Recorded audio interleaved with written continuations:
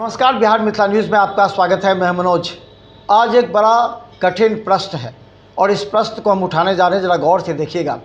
कुछ राजनीतिक दल जो पुराने हैं, जिनका पूरा पैठ है, वो कभी बर्दाश्त नहीं कर सकते कोई नया राजनीतिक दल आकर के उनके वोटर को प्रभावित करने का प्रयास करे। आपने सही समझा। हम प्रशांत किशोर के जन स्वराज की बात कर रहे हैं।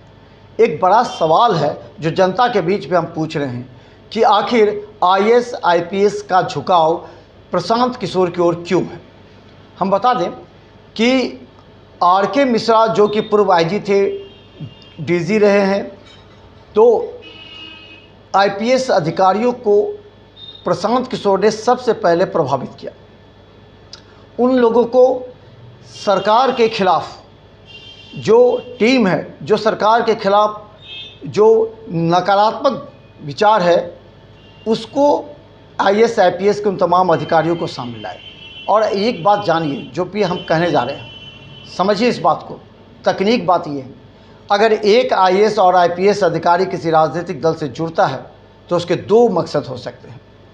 एक मकसद ये है कि वो अपने तरह से, जिस तरह से या वो अपने प्रक्षेत्र को चलाया, उससे ज़्यादा वो उस क्षेत्र के जनता के लिए कार्य करे। दूसरी बात कि एक IAS और IPS अधिकारी का संपर्क कई IAS IPS अधिकारियों के साथ होता है। तो प्रशांत किशोर ने जन स्वराज का गठन तो 2 अक्टूबर को करेंगे, लेकिन इससे 1 साल पहले ही उन्होंने अपनी पदयात्रा के माध्यम से उसने पूरे IT सेल को और कुछ ऐसे लोगों को लगा दिया, जैसे मीडिया सेल अलग लगाया, IT सेल अलग लगाया। हर जिले में जो प्रभावशाली व्यक्ति हैं उसे समझाने के लिए एक अलग टीम को लगाया। राज्य स्तर के जो बड़े अधिकारी हैं उसको समझाने के लिए, उसको प्रभावित करने के लिए अलग IAS IPS की टीम को लगाया।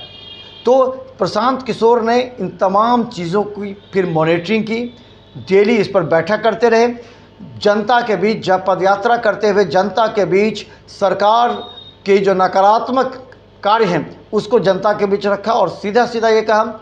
हमेशा बोलते थे कि एक अनपढ़ बिहार चला रहा है। कभी ये कहते थे कि आप अपने बेटा को बाहर भेज देते हैं काम के लिए, तो बिहार में ही काम क्यों नहीं मिलेगा। उन्होंने शिक्षा से लेकर के, स्वास्थ्य से लेकर के कई ऐसे मुद्दों को जनता के बीच में जाकर उठाया। लेकिन वही प्रशांत किशोर का मुद्दा जब IAS IPS के पास बैठते हैं तो कुछ और होता है। IAS IPS को इस बात को समझाने का प्रयास करते हैं कि आप इस बार के चुनाव की पूरी तरह रणनीति तैयार कीजिए, क्योंकि आप जानते हैं कि जनता क्या चाहती है। उन्होंने IAS IPS अधिकारियों को कहा कि आप जब जनता दरबार लगाते थे तो जो जनता किस तरह आपसे क्या अपेक्षा करती थी, उस आइडियोलॉजी को बनाइए और फिर IT सेल उस आइडियोलॉजी को पूरे जिला स्तर, प्रखंड और पंचायत स्तर पर काम करेगी। इसलिए आप जानते हैं कि 25-26 तारीख तक जन स्वराज का बायलॉज तैयार हो जाएगा, जिसमें IAS IPS टीम है। IPS के RK मिश्रा भी हैं, जो कि पूर्व IG रहे हैं, वो भी उस टीम में हैं। इसके अलावा कई IAS IPS हैं। अब एक चर्चा चल रही है कि कई नए IAS IPS जो अपना नौकरी छोड़ने के बाद वो राजनीति में आने चाहते हैं। आज इसी पर पूरे दिन भर चर्चा रही। कहा जाता है कि लांडे ने जब इस्तीफा दिया तो क्या वो प्रशांत किशोर की पार्टी ज्वाइन करेंगे। इसके अलावा जब काम्या मिश्रा ने इस्तीफा दिया था उस समय, जो कि दरभंगा से थी, तो उस समय भी इस बात की चर्चा चली कि वो इस्तीफा दे रही है जन स्वराज में जाने के लिए। तो उसके बाद हालांकि दोनों IPS अधिकारी कुछ बोलने को तैयार नहीं हैं, लेकिन कयास लगाए जा रहे हैं कि इस तरह हो सकता है। तो देखिए, प्रशांत किशोर जिस आइडियोलॉजी पर चल रहे हैं, जिस विचारधारा पर चल रहे हैं, और उनका जो पूरा टीम है, वैसा टीम राष्ट्रीय जनता दल, भारतीय जनता पार्टी, जनता दल यूनाइटेड या फिर अन्य दल के पास नहीं है। प्रशांत किशोर ने अपने 3-4 अलग अलग टीमों को पूरे बिहार में छोड़ रखा है। जो IAS IPS से अलग बात करते हैं उनके लिए अलग टास्क और अलग मिशन दिया गया है। जनता के बीच जा कर के जो लोग बात करते हैं उनके लिए अलग टास्क और अलग सब्जेक्ट दिया गया है।